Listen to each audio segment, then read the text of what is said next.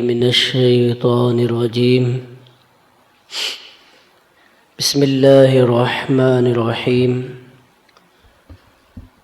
درود پاک پڑھیں۔ اللہم صلی علی سیدنا مولانا محمد معدن الجود والکرم وآلہ وبارک وسلم۔ صلاۃ و سلام علیک یا رسول اللہ وسلم علیک یا حبیب اللہ۔ کئی دنوں سے مسائل حج کا سلسلہ جاری ہے۔ اس سے پہلے کی مجلس میں آپ نے طواف زیارت کے متعلق تمام مسائل اور طواف زیارت کا طریقہ سماعت کیا تھا۔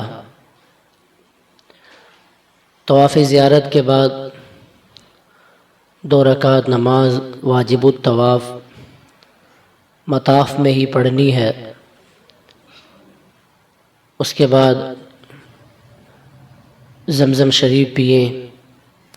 پھر اگر آپ نے صفا مروہ کی سعی نہیں کی ہے تو صفا مروہ کی سعی کرنے کے بعد آپ کا حج پورا ہو گیا۔ کہ یہ طواف زیارت جو ہے حج کا دوسرا رکن تھا۔ اب عورتیں حلال ہو جائیں گی۔ ذی الحجہ کی 9ویں تاریخ، 11ویں اور 12ویں کی راتیں منا ہی میں بسر کرنا سنت ہے۔ مزدلفہ میں یا مکہ شریف میں یا راستے میں ان راتوں کو گزارنا خلاف سنت ہے۔ اس لیے ذی الحجہ کی 9ویں، 11ویں اور 12ویں ان تینوں تاریخوں کی جو راتیں ہیں یہ منا میں ہی گزارنا سنت ہے۔ تو ہر حال میں کوشش یہی ہونی چاہیے کہ منا میں ہمارے خیموں میں یہ راتیں بسر ہو جائیں۔ لہٰذا جو شخص 10 تاریخ کو یا 11 تاریخ کو طواف زیارت کے لیے گیا وہ واپس آ کر رات منا ہی میں گزارے۔ 11ویں ذی الحجہ کی رات بھی آپ اللہ کی عبادت میں گزاریں، لہو و لعب میں اور فضولیات میں، فضول کاموں میں اسے ضائع نہ کریں۔ حج کے 3 دن مکمل ہوئے۔ حج کا 4تھا دن یعنی 11 ذی الحجہ، 11ویں تاریخ کی رمی جمرات کا وقت زوال کے بعد سے شروع ہوتا ہے۔ 10ویں ذی الحجہ کی رمی کا وقت فجر کے بعد سے ہی شروع ہو جاتا ہے، لیکن 11ویں تاریخ یعنی دوسرے دن جب آپ شیطان کو کنکری مارنے جائیں گے تو اس کا وقت زوال کے بعد شروع ہوتا ہے۔ آج آپ بعد نماز ظہر رمی کو جائیں گے رمی جمرات کے لیے۔ آج آپ کو تینوں جمرات کی رمی کرنی ہے۔ کل آپ نے صرف ایک جمرہ کو جو سب سے بڑا شیطان کہا جاتا ہے اسے آپ نے کنکری ماری تھی۔ آج آپ کو تینوں شیطانوں کی کنکری مارنا ہے اور رمی کرنا ہے۔ آج رمی جمرہ اولا سے شروع کریں جو مسجد خیف سے قریب ہے۔ جمرہ اولا یعنی جو سب سے چھوٹا شیطان مسجد خیف کے بالکل جو قریب میں ہے۔ جمرہ اولا سے شروع کریں گے، قبلہ رخ کھڑے ہو کر 7 کنکریاں اس طرح ماریں جس طرح ذی الحجہ کی 10ویں کی رمی میں بیان کیا گیا۔ پھر جمرہ سے کچھ آگے بڑھیں اور قبلہ رخ کھڑے ہو کر دعا میں یوں ہاتھ اٹھائیں کہ آپ کی ہتھیلیاں کعبہ شریف کی طرف رہیں۔ حضور قلب کے ساتھ اللہ تعالیٰ کی حمد بجا لائیں، درود شریف کی کثرت کریں، دعا اور استغفار میں مشغول رہیں، کم از کم اتنا وقت جس میں 20 آیتیں تلاوت کی جا سکتی ہیں، اتنے وقت میں ہمیں ذکر و اذکار اور دعائیں کرنی ہیں۔ پھر جمرائے وسطیٰ پر جا کر اسی طرح رمی کریں اور دعا مانگیں، یعنی ہر جمرہ کے بعد ہمیں دعا مانگنی ہے، ذکر و دعا اور استغفار کرنا ہے۔ جمرہ اولیٰ کی رمی کرنے کے بعد جمرہ وسطیٰ یعنی جو منجلا شیطان ہے بیچ والا، اسے رمی کرنا ہے۔ اس کے بعد جمرۃ العقبہ جو سب سے بڑا شیطان ہے اس کی رمی کرے، مگر یہاں رمی کر کے نہ ٹھہریں، فوراً پلٹ آئیں، پلٹنے میں ہی دعا کریں، یعنی چلتے چلتے دعا کریں۔ بڑے شیطان کو کنکری مارنے کے بعد وہاں ٹھہرنا مناسب نہیں ہے، اس لیے چلتے چلتے ہی دعا کریں اور فوراً جو ہے اپنے خیمے میں آ جائیں، خیمے میں آ کر اللہ کی عبادت میں مشغول رہیں۔ 12ویں ذی الحجہ کی یہ رات بھی آپ ذکر و دعا میں گزاریں، لہو و لعب میں ضائع نہ کریں۔ یہ جو مسائل آپ نے سماعت کیے، راتیں جو ہیں ان تینوں دنوں کی جو راتیں ہیں، ان راتوں کو ہمیں مینا میں ہی گزارنا سنت ہے۔ بغیر کسی وجہ سے وہاں سے نکل جانا، بہت سارے لوگ اپنی ہوٹل میں جا کر رات گزارتے ہیں کہ مینا کے خیموں کے اندر نیند نہیں آتی، یا وہاں گرمی ہے، شدت ہے، یہ ہے وہ ہے، طرح طرح کے بہانے لوگ بناتے ہیں۔ آپ دن میں آپ اپنی ہوٹل میں جا سکتے ہیں، جیسے آپ نے پہلے دن کی رمی کی، اب آپ جو ہے طواف زیارت کریں، اس کے بعد آپ اپنی ہوٹل پہ آ جائیں، لیکن رات شروع ہونے سے پہلے واپس خیمے میں آ جانا ہے، مینا میں آ جانا ہے۔ دوسرے دن کی پھر آپ زوال کے بعد رمی کرنے جائیں گے، پہلے چھوٹے شیطان کو، پھر بیچ والے شیطان کو، پھر بڑے شیطان کو، تینوں کو رمی کرنے کے بعد آپ اگر بہت زیادہ ضرورت ہے، نہانا ہے، کپڑے وغیرہ تبدیل کرنے، یا کوئی اور ضرورت پیش آ گئی، آپ کو ہوٹل پر جانا ہے تو آپ ہوٹل پر جا سکتے ہیں، لیکن اپنی ہوٹل پر جا کر رات نہیں گزارنا ہے۔ ہوٹل پر آپ جائیں، دن میں آرام کریں، کھانا وغیرہ کھا کے، یا جو بھی اپنی ضرورت ہے اس ضروریات کو پورا کر کے رات ہونے تک آپ کو واپس خیمے میں آ کر سونا ہے، یا خیمے میں آ کر اللہ کی عبادت کرنا ہے۔ یعنی مینا میں رات گزارنا یہ سنت ہے، تو بغیر کسی عذر شرعی کے اپنی بلڈنگ میں، اپنے ہوٹل میں، یا اپنی رہائش گاہ پر رات گزارنا، یا مکہ شریف کے اندر رات گزارنا، یا جو ہے راستے کے اندر رات گزارنا، یعنی مینا سے باہر رات گزارنا، یہ خلاف سنت ہے۔ تو اس چیز کو بھی آپ یاد رکھیں کہ ہمارا جو حج ہے وہ بالکل سنت کے مطابق ہونا چاہیے۔ اسی طرح رات گزر گئی، پھر حج کا 5واں دن آیا، صبح ہوئی، یہ حج کا 5واں دن ہے، 12ویں ذی الحجہ۔ 12ویں ذی الحجہ کی تاریخ، اس تاریخ میں بھی آپ کو زوال کے بعد تینوں جمرات کی رمی کرنا ہے۔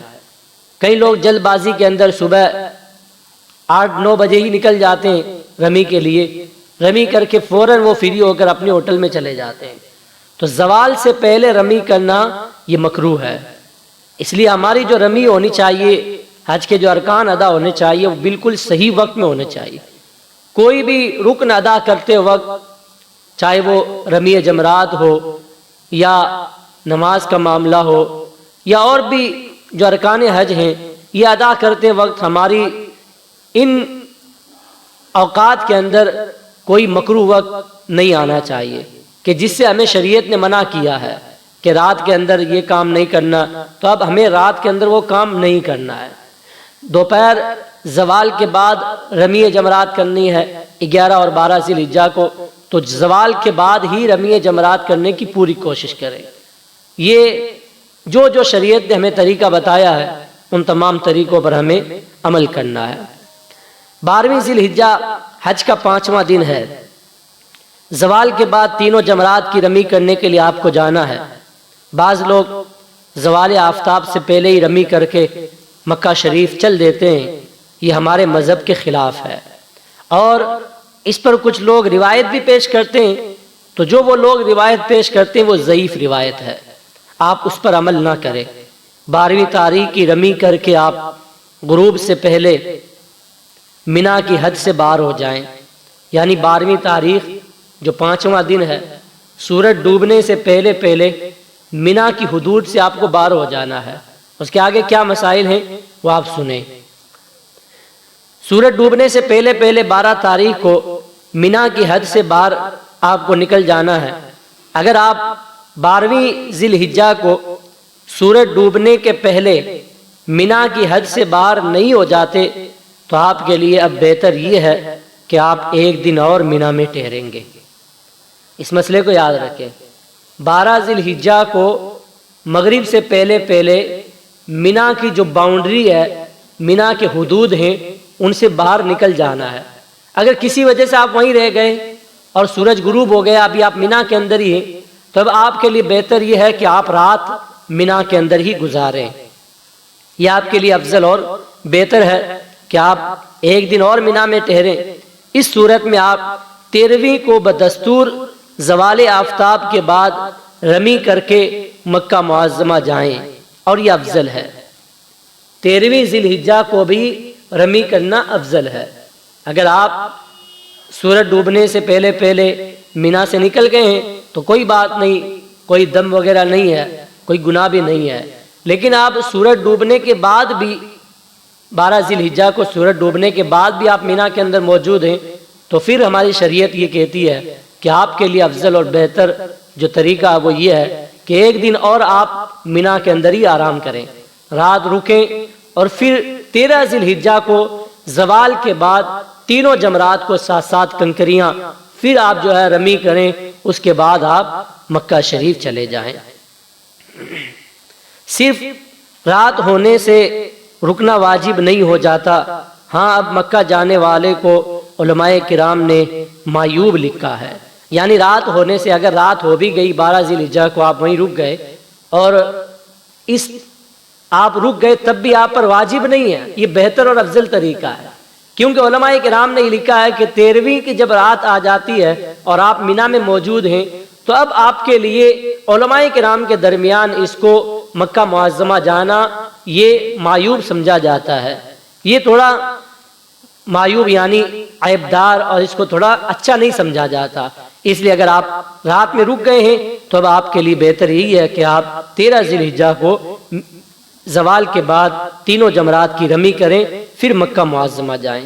لیکن اس کے اندر ایک مسئلہ اور ہے، اگر 13 ذی الحجہ کو صبح صادق طلوع ہو گئی، اب یہ آپ پر واجب ہو گیا، یعنی 12 ذی الحجہ کو غروب آفتاب یعنی مغرب کے وقت تک آپ کو مغرب کے وقت سے پہلے پہلے نکل جانا ہے۔ 12 ذی الحجہ کو مغرب کا وقت مینا کے اندر ہو گیا تو آپ کے لیے بہتر ہے کہ آپ رات وہیں پہ رک جائیں۔ اب آپ نے رات وہیں رکنے کا پلان بنا لیا، اب صبح ہو گئی، سورج نکل گیا، اب آپ یہ چاہتے ہیں کہ بغیر رمی کیے آپ مکہ معظمہ چلے گئے، اب آپ نہیں جا سکتے۔ آپ نے رات وہیں گزار لی، صبح ہو گئی، 13ویں ذی الحجہ کا سورج بھی طلوع ہو گیا، اب آپ کے اوپر اس دن آپ وہاں رک گئے ہیں، اس لیے آپ پر 13 ذی الحجہ کی رمی کرنا واجب ہو گیا ہے۔ اب بغیر رمی کیے آپ جو ہے مکہ شریف نہیں جا سکتے۔ اگر صبح صادق طلوع ہو گئی تو اب یہ واجب ہے کہ آپ مینا میں ہی رکیں اور زوال آفتاب کے بعد رمی کر کے مکہ جائیں۔ اگر آپ بغیر رمی کیے اب مینا سے چلے گئے تو دم واجب ہو جائے گا۔ سمجھ گئے مسئلہ؟ 13 ذی الحجہ کو صبح تک اگر آپ وہاں رک گئے تو بغیر رمی کیے آپ مینا کو نہیں چھوڑ سکتے۔ 13 ذی الحجہ کی صبح آپ نے مینا کے اندر کر لی تو اب آپ پر واجب ہے کہ زوال کا انتظار کریں۔ جب زوال ہو جائے، زوال آفتاب کے بعد آپ تینوں شیطان کو کنکری ماریں گے، اس کے بعد آپ مکہ شریف جائیں گے۔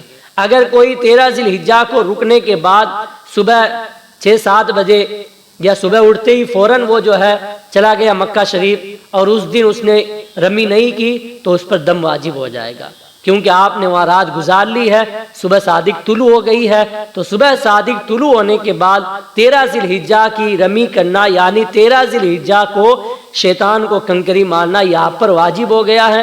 بغیر شیطان کو کنکری مارے اگر کوئی مکہ شریف چلا گیا تو اس پر دم واجب ہو جائے گا۔ ہماری رائے یہ ہے کہ آپ ظہر کی نماز اپنے خیمے میں ادا کر کے کھانے وغیرہ سے فارغ ہو لیں، اس کے بعد اطمینان سے اپنا سامان لے کر جمرات کی طرف روانہ ہو جائیں۔ راستے میں جب عصر کا وقت ہو جائے تو عصر کی نماز ادا کر لیں، پھر آپ تینوں جمرات کی رمی کریں اور مکہ کی طرف روانہ ہو جائیں۔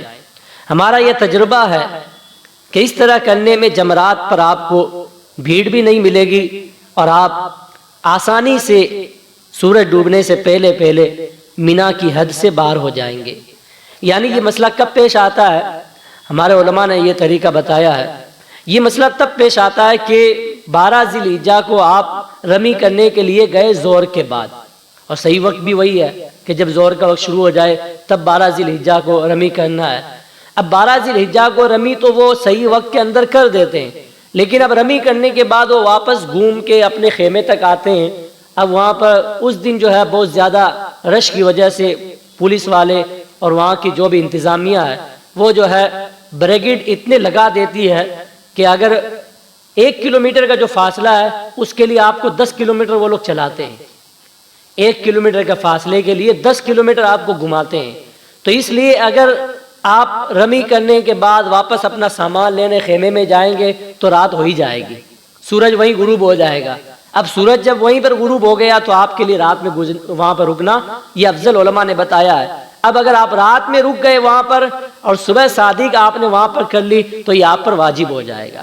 اگر آپ 13ویں کی رمی نہیں کرنا چاہتے اور 13 ذی الحجہ کو وہاں رکنا نہیں چاہتے تو ہمارے علماء نے اس کا طریقہ یہ بتایا ہے کہ آپ ظہر کے بعد فوراً رمی کرنے کے لیے نہ جائیں بلکہ انتظار کریں، ظہر کی نماز اپنے خیمے میں ادا کریں۔ ظہر کی نماز ادا کرنے کے بعد اطمینان سے آپ کھانا وغیرہ کھائیں، جو کچھ اپنی ضروریات ہے اس سے فارغ ہو جائیں، اپنا سامان ساتھ میں لیں۔ عصر کی نماز تک آپ رمی جمرات تک پہنچ جائیں، کیونکہ ظہر کے بعد بہت زیادہ بھیڑ رہتی ہے، ہر آدمی کو نکلنے کی جلدی ہوتی ہے۔ آپ جب عصر کے وقت رمی جمرات تک پہنچیں گے تو بھیڑ کم ہو جائے گی، آسانی سے آپ رمی جمرات کر کے عصر کی نماز وہاں ادا کر کے عصر کے بعد بھی اگر وہاں سے نکلیں گے تو سورج ڈوبنے سے پہلے پہلے آپ مینا کے حد سے باہر نکل جائیں گے۔ اب اس کے لیے آپ کو سامان لینے بھی واپس نہیں جانا پڑے گا اور جو کچھ ضروریات تھی اس کے لیے واپس خیمے میں جانے کی کوئی ضرورت نہیں پڑے گی، کیونکہ آپ اطمینان سے آئے ہیں، کھانا وغیرہ کھا کے آئے ہیں، ضروریات کو پورا کر کے آئے ہیں، سامان بھی آپ کے ساتھ میں ہے، تو اب خیمے میں جانے کی کوئی آپ کو ضرورت نہیں ہے۔ خیمے میں جانے کی ضرورت نہیں ہے تو سیدھا ہی آپ جو ہے عصر کی نماز کے بعد کنکری ماریں، کنکری مارنے کے بعد آپ فوراً جو ہے مینا کی حد کو چھوڑ دیں۔ تھوڑی دور چلنے سے ہی مینا کی حدود ختم ہو جاتی ہے۔ جب مینا کی حدود ختم ہو گئی، اب مغرب کا وقت شروع ہوا تو اب آپ کے اوپر رات گزرنا، وہاں پر رکنا کوئی ضروری نہیں ہے۔ 12 کی ذی الحجہ کے بعد آپ فارغ ہو گئے، یہ آپ کی رمی جمرات بھی ہو گئی، آپ کے حج کے ارکان بھی پورے ہو گئے۔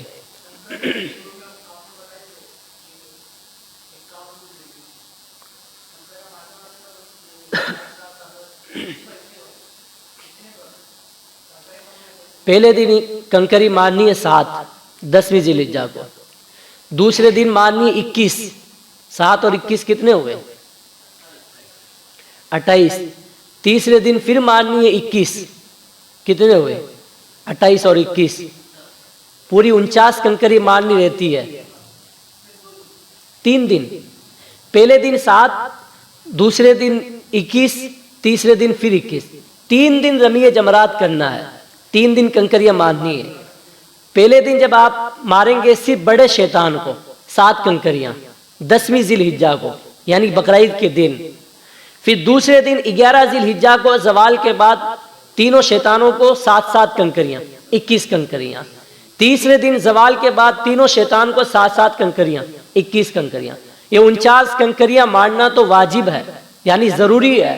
اس کے علاوہ ہمارے علماء نے لکھا کہ 70 یا 80 کنکری اپنے ساتھ میں لے لے تاکہ کوئی کنکری ہماری جمرہ تک نہ پہنچ پائے، شیطان تک نہ پہنچ پائے، تو اس کی جگہ جو ہے دوسری کنکری پھینکنا پڑتا ہے۔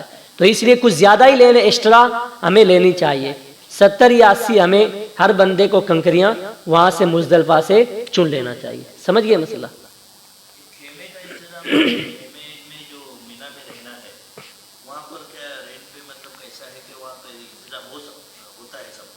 سارا انتظام ہوتا ہے، حج کے 5 دن آپ کے رکنے کے لیے پورا انتظام مینا کے اندر بھی ہوتا ہے، عرفات میں آپ جاتے ہیں وہاں بھی خیمہ ہوتا ہے، آپ کو جو ہے بستر وغیرہ بھی ملتا ہے، تکیہ بھی ملتا ہے، چادر بھی ملتی ہے، ہر چیز کی سہولت ہے، یعنی ایک آدمی وہاں رک سکتا ہے۔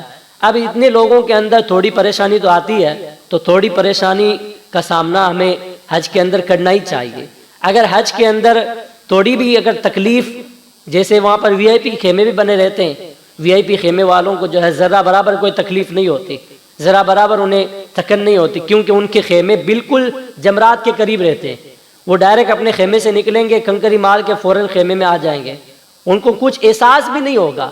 جب تک آپ کو حج کے اندر تھکن اور تھکاوٹ کا احساس نہ ہو تو پھر وہ حج کیسا ہے؟ حج کے اندر تو تھکاوٹ کا احساس ہونا چاہیے، اس کے اندر تو یہ مشکلات کا سامنا کرنا چاہیے، تکالیف ہونی چاہیے، تاکہ ان تکالیف پر اور پھر تکالیف پر صبر کرنے پر اللہ تعالی ہمیں 1,00,000 کے برابر اجر عطا فرمائے گا۔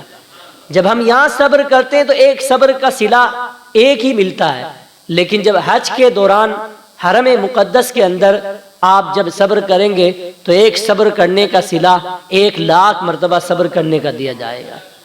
تو اس لیے جتنی بھی وہاں پریشانیاں آئیں کسی کو نہ بتائیں، اپنے اندر ہی رکھیں۔ بہت سارے لوگ جو ہے کوئی جو ہے حکومت کے خلاف، کوئی انتظامیہ کے خلاف، کوئی اس کے خلاف، کوئی اس کے خلاف بولتے ہی رہتے ہیں، تو وہاں یہ فالتو باتیں کرنے سے کچھ حاصل نہیں ہوگا۔ ہم یہ کر دیں گے، وہ کر دیں گے، ہمیں یہ تکلیف ہوئی ہے، ہمیں کھانا یہ نہیں ملا ہے، کھانے میں نمک تیز ہے، نمک کم ہے، وہاں کھانے کے لیے جاتے ہیں کیا؟ وہاں تو اللہ کی عبادت کے لیے جاتے ہیں۔ تو اگر کچھ کمی بیشی ہو بھی جائے تو انسان کو صبر کرنا چاہیے، اور یہ ہمارا امتحان ہے۔ اللہ تعالی ہمارا امتحان لیتا ہے کہ میرا بندہ حج کے ان ایام کے اندر اگر کچھ تکلیف آتی ہے تو صبر کرتا ہے کہ نہیں کرتا ہے۔ اگر کسی نے صبر کیا تو وہ امتحان میں کامیاب ہے، اور اگر صبر نہیں کیا، لوگوں سے شکوہ شکایت کرنے لگ گیا، یہ ہو گیا، وہ ہو گیا، حج تو ایسا ہوتا ہے، ویسا ہوتا ہے۔ بعض اوقات تو لوگ جو ہے بکتے بکتے معاذ اللہ کفر بھی بک دیتے ہیں۔ تو ہمیں اللہ کے رسول صلی اللہ تعالی علیہ وسلم نے جو طریقہ بتایا، حضور علیہ السلام نے فرمایا من صمت نجا، کہ جو خاموش رہا اس نے نجات پائی۔ اس ایک حضور علیہ السلام کے فرمان پر آپ جب غور کریں گے، اس کے اندر بہت ساری خوبیاں آپ کو ایسی نظر آئیں گی کہ خاموشی کے اندر نجات ہے۔ حضور نے فرمایا خاموشی کے اندر نجات ہے، یعنی جو فالتو بولتا رہتا ہے وہ کبھی بھی جو ہے کامیاب نہیں ہوتا ہے۔ فالتو بولتا بولتا کبھی وہ اسلام کے خلاف بول جاتا ہے، کبھی دین کے خلاف بول جاتا ہے، کبھی اللہ اور اس کے رسول کے فرمان کے خلاف بول جاتا ہے۔ اس لیے جو خاموش رہتا ہے وہ اللہ تعالیٰ کو بڑا ہی پسند ہے۔ اس لیے بولو تو اچھا بولو، اور اگر اچھا نہیں بول سکتے تو خاموش رہو۔ ان تمام تکالیف پر اور جو پریشانیاں وہاں آتی ہیں ان پر ہمیں صبر کرنا چاہیے، اور اللہ تعالیٰ سے صبر مانگنا چاہیے، یا اللہ تو ہمیں صبر عطا فرما۔ آج تو پھر بھی آپ دیکھ لیں وہاں پر ایئر کنڈیشن ہے، یہ ہے وہ ہے۔ آج سے 1400 سال پہلے آپ جائیں تو یہ کوئی خیمے وغیرہ بھی نہیں تھے، اور اس سے زیادہ دھوپ تھی اس وقت۔ تو آج تو جو ہے پھر بھی اس دھوپ کو بھی کم کر دیا گیا، ان لوگوں نے طرح طرح کی ٹیکنالوجی کے ذریعے کبھی یہ لگا دیا گیا، وہ لگا دیا گیا، اتنا احساس بھی نہیں ہوتا ہے۔ ہر راستے کے اندر تو فوارے لگے ہوئے ہیں، ہر 10 قدم کے اوپر آپ کو پانی کا پیاؤ مل جائے گا۔ اتنا انتظام آج سے 1400 سال پہلے نہیں تھا۔ تو آپ دیکھو صحابہ کرام نے اسلام کے اندر اسلام کو پھیلانے میں کتنی تکالیف کا سامنا کیا، اس کا 1% بھی ہم نہیں کر سکتے۔ تو ہمیں جب بھی کوئی تکلیف آئے، کوئی ایسی پریشانی آئے، تو صحابہ کرام کی سیرت کو یاد کر لینا چاہیے، حضور علیہ الصلوۃ والسلام کی زندگی کو یاد کر لینا چاہیے، اور صحابہ کرام نے جو مشکلات کا سامنا کیا اس کو یاد کرنا چاہیے، اور پھر اللہ سے صبر مانگنا چاہیے۔ اگر آپ نے حج کے ایام کے اندر صبر کیا تو اللہ تعالیٰ اس کا بہت بہترین کئی درجہ زیادہ آپ کو اللہ تعالیٰ اس کا اجر عطا فرمائے گا۔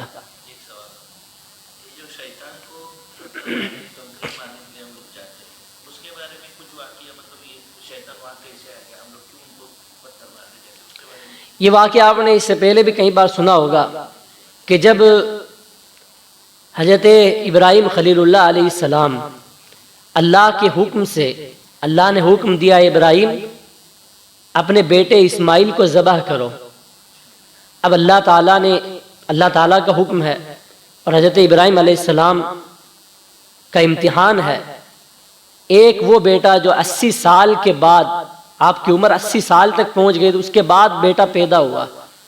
اب آپ دیکھیں جب ایک باپ کے یہاں طویل عرصے کے بعد پوری زندگی وہ اولاد مانگتا ہے لیکن آخری عمر میں جا کے اس کو اولاد مل جاتی ہے تو اپنی اس اولاد سے وہ کتنی محبت کرتا ہے.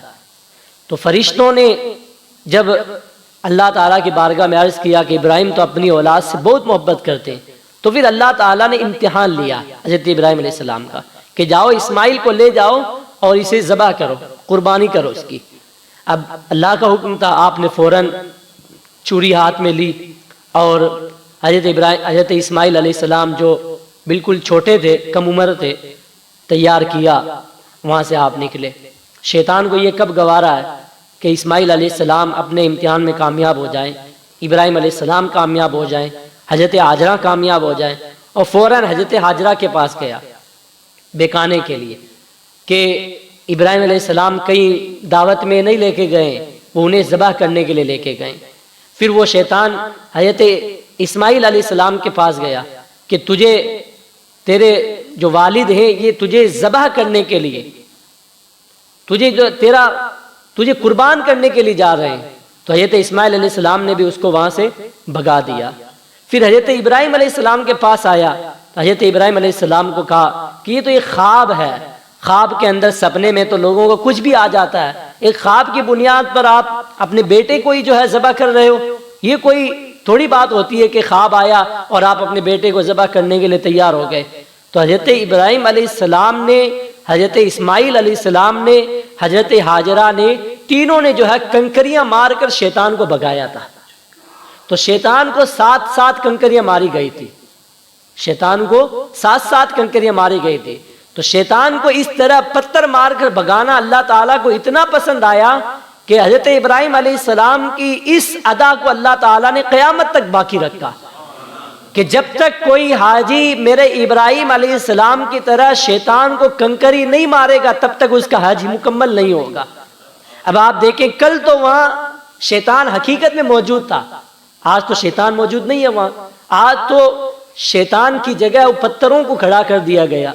یعنی آج جو وہاں پتھر کھڑے ہیں، ایک چھوٹا شیطان ہے، ایک بڑا شیطان ہے، اس کے بعد ایک سب سے بڑا شیطان ہے. تو یہ جو تینوں پتھر جس جگہ پہ کھڑے ہیں، ان تینوں جگہوں پر جو ہے ابراہیم علیہ السلام کو شیطان نے بہکانے کی کوشش کی تھی. اور انہی جگہوں پر شیطان کھڑا تھا کہ ابراہیم علیہ السلام نے اور اللہ کے ان بندوں نے جو ہے اس کو پتھر مارا تھا. تو اللہ تعالیٰ کو اپنے نبی کی اس ادا کو اتنا پسند فرمایا کہ قیامت تک ابراہیم علیہ السلام کی اس سنت کو زندہ رکھا ہے. ہمیشہ جب تک کوئی حاجی حج کرنے جائے گا تو اس پر لازم ہے کہ اس جگہ پر جہاں شیطان نے بہکانے کی کوشش کی تھی اس جگہ پر وہ کنکری مارے. اس کو رمی کہتے ہیں. رمی کا مطلب ہوتا ہے پھینکنا، رمی جمرات. تو رمی جب تک وہ نہیں کرے گا اس کا حج مکمل نہیں ہوگا. یہ حج نام کس کا ہے؟ سارا حج جو ہے یہ اللہ کے مقدس نبی حضرت ابراہیم علیہ السلام، حضرت ہاجرہ اور حضرت اسماعیل علیہ السلام کی یادوں کو تازہ کرنے کا نام ہے. صفا مروہ پہ جب ہم دوڑتے ہیں تو یہ دوڑنا حضرت ہاجرہ کی سنت ہے. حضرت ہاجرہ پانی کی تلاش میں دوڑ رہی تھی. آج حاجی بغل کے اندر پانی ہوتا ہے پھر بھی دوڑتا ہے. وہاں تو ایک مقصد تھا کہ وہ پانی تلاش کر رہی تھی. آج جو ہے پانی تلاش کرنا مقصد نہیں ہے. آج مقصد یہ ہے کہ اللہ کی وہ بندی حضرت ہاجرہ رضی اللہ تعالی عنہا نے 7 چکر لگائے تھے پانی کی تلاش میں. حضرت ہاجرہ کی یاد کو زندہ رکھنے کے لیے اللہ تعالیٰ نے ہر حاجی پر یہ ضروری قرار دے دیا کہ جب تک وہ صفا مروہ کے 7 چکر نہیں لگائے گا اس کا حج اور عمرہ مکمل ہی نہیں ہوگا. تو یہ سارا جو ہے حج کے ارکان ہے. یہ ساری چیزیں یہ اللہ تعالیٰ کے نبی حضرت اسماعیل علیہ السلام، حضرت ابراہیم علیہ السلام اور ان کی زوجہ محترمہ حضرت ہاجرہ رضی اللہ تعالی عنہا کی یاد کو تازہ کرنے کے لیے ہے، تاکہ ان کی یاد تازہ رہے. ہمیشہ ہم اللہ کے ان بندوں کی یاد کو تازہ کر کے اپنے ایمان کو تازہ کریں. اللہ تعالیٰ ہم سب کو عمل کی توفیق.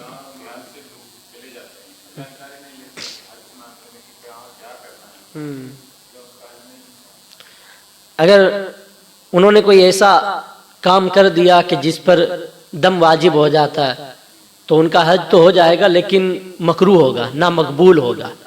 اب ان پر واجب ہے کہ اگر کوئی ایسا کام ہو گیا، اب بہت سارے لوگ یہ کہتے ہیں کہ مجھے تو علم نہیں تھا، علم ہو تب جو ہے ایسا کام، جبکہ دم جو واجب ہوتا ہے کفارہ کے متعلق علماء فرماتے ہیں کہ کفارہ اگر جان بوجھ کر ہوا تب بھی اس کو ادا کرنا ضروری ہے، بھول کر ہوا تب بھی ادا کرنا ضروری ہے، اس کو علم تھا تب بھی ادا کرنا ضروری ہے، معلومات نہیں تھی تب بھی ادا کرنا ضروری، یعنی یہاں پر کوئی بہانہ نہیں چلے گا کہ وہ سیکھ کر نہیں گیا یا اس کے پاس علم نہیں تھا، یہ نہیں تھا۔ اب اس کو چاہیے کہ جس طرح بھی وہ حج کر کے آ گیا ہے تو اس کو چاہیے کہ اپنا حج کسی عالم کے پاس جا کر بیان کرے کہ میں نے ایسا ایسا حج کیا ہے، تاکہ اس کے اندر جو بھی غلطیاں ہوں گی وہ ایک عالم دین اس کو بتائیں گے، اور اگر دم واجب ہوا ہوگا تو وہ کفارہ وہاں جا کر اس کو ادا کرنا ضروری ہے۔ کفارہ اگر ایسا ہے کہ دم واجب ہوا صرف، تو دم جو ہے یہاں سے کسی کے ساتھ پیسے بھجوا دے۔ مثال کے طور پر ایک دم کی قیمت اس وقت 700 سے 800 ریال ہے، 800 ریال یا 700 ریال میں ایک بکرا وہاں آ جاتا ہے نارمل۔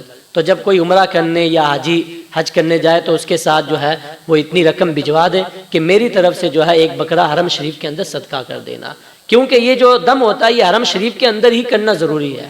ہاں اگر اس سے کوئی چھوٹا جرم ہو گیا تو چھوٹے جرم پر جو ہے کفارہ جو ہے وہ صدقہ ہے، تو صدقہ کے لیے حرم شریف میں پیسہ بھجوانا ضروری نہیں ہے۔ یہاں بھی اگر 100 روپیہ کسی غریب کو دے دے گا، صدقہ فطر کی جو مقدار ہے 100 روپیہ کسی غریب کو دے دے گا تو اس کا جو ہے کفارہ پورا ہو جائے گا۔ اسی طرح بدنہ جو سب سے بڑا کفارہ ہے، وہ اگر کسی سے ہو گیا تو اس کے لیے جو ہے اونٹ کے برابر رقم، اتنی رقم کہ جس سے ایک اونٹ خرید کر اللہ کی راہ میں صدقہ کر دیں، اتنی رقم بھجوانا ضروری ہے۔ ہاں اگر کوئی ایسا اس نے کام کر لیا جیسے طواف زیارت نہیں کیا، طواف زیارت حج کا فرض ہے، طواف زیارت نہیں کیا تو اب اس کو واپس عمرہ کرنے جانا پڑے گا، عمرہ کرے اس کے بعد جو ہے طواف زیارت کرے پھر وہ واپس آئے۔ طواف زیارت جب تک وہ نہیں کرے گا اس کے ذمے وہ باقی رہے گا۔ اب طواف زیارت وہاں جا کر اس نے کر لیا، کرنے کے بعد جو ہے اس کو ایک دم دینا پڑے گا، کیونکہ جو فرض ہے فرض تو وہاں جا کر اس نے پورا کر لیا، اور اس فرض کو کرنے میں جو اس نے تاخیر کی ہے، یعنی جو اس فرض کو لیٹ ادا کیا ہے، اس لیٹ ادا کرنے پر اس کو ایک کفارہ دینا پڑے گا، اور کفارہ ہے دم ہے۔ اسی لیے تو ہمارے علماء بار بار کہتے ہیں کہ حج کے مسائل سیکھ کر جاؤ، عمرہ کے مسائل سیکھ کر جاؤ۔ آپ دیکھیں روزانہ ہم نماز پڑھتے ہیں 5 وقت، لیکن پھر بھی آپ کسی کو جا کر آپ پوچھ لیں کہ نماز کے اندر کتنے واجبات ہیں، کتنی سنتیں، نماز پڑھ کر مجھے بتاؤ، پھر بھی آپ کو اس نماز کے اندر کئی غلطیاں اس کی نظر آ جائیں گے۔ جو نماز ہم روزانہ 5 وقت پڑھتے ہیں اس کے اندر غلطی ہو سکتی ہے، تو حج تو زندگی میں ایک بار ہوتا ہے، اس کے اندر تو اگر نہیں سیکھ کر گیا تو غلطی ہونی ہے۔ اب لوگ جو ہے اتنا پیسہ لگاتے ہیں، اتنی مشکلات کا سامنا کرتے ہیں، اتنا لمبا سفر کرتے ہیں، لیکن جو ضروری چیز ہے اس پر دھیان نہیں دیتے ہیں۔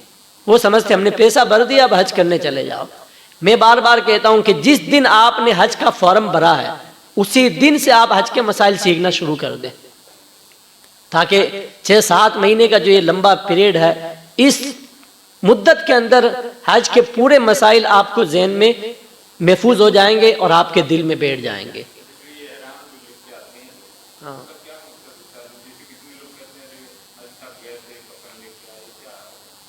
احرام یہ ہے کہ احرام کے جو 2 کپڑے ہوتے ہیں، 2 چادریں، ایک تیبند اور ایک چادر اوڑھنے کی، اس احرام کے کپڑے کو پہن کر وہ خانہ کعبہ کا طواف کرتا ہے، پھر صفا مروہ کی صحیح کرتا ہے۔ تو اس عمل کے کرنے کی وجہ سے وہ احرام ایک نسبت کی وجہ سے تھوڑا اس میں اللہ تعالیٰ برکت عطا فرما دیتا ہے۔ تو پھر وہ حاجی اپنے ساتھ اس کو لاتے ہیں، اور وہ کئی حاجی ایسے ہوتے ہیں جو وصیت کر جاتے ہیں کہ جب میرا انتقال ہو تو مجھے کفن اسی کے اندر دینا، یعنی ان کی ایک نسبت ہوتی ہے، اور الحمدللہ اہل سنت و جماعت میں نسبت کا ایک اہم دخل ہے، ہم جو ہے نسبت والے ہیں۔ تو ہم کیا کہتے ہیں کہ بھئی یہ صفا مروہ گھوم کے آیا ہے اور خانہ کعبہ کو ٹچ ہو کر آیا ہے، خانہ کعبہ کا طواف کر کے آیا ہے، اس لیے اس احرام کے کپڑے سے مجھے کفن دے دینا تاکہ اللہ تعالیٰ احرام کے کپڑے کے صدقے میں میری بخشش فرما دے۔ تو اس میں کوئی حرج نہیں ہے، ایسی وصیت کرنا بھی جائز ہے، اور احرام کے کپڑوں میں جو ہے کفن دینا بھی جائز ہے۔ اور اگر کسی نے وصیت نہیں کی، احرام کے کپڑوں میں کفن نہیں دیا، تب بھی کوئی حرج نہیں ہے۔ ٹھیک ہے، اللہ تعالی ہم سب کو عمل کی توفیق عطا فرمائے۔ بسم اللہ الرحمن الرحیم اللہم صلی علی سیدنا مولانا محمد معدن الجود والکرم وآلہ وبارک وسلم صلاۃ وسلاما علیک یا رسول اللہ اللہم ربنا آتنا فی الدنیا حسنۃ وفی الآخرۃ حسنۃ وقنا عذاب النار وقنا عذاب القبر وقنا عذاب الحشر وقنا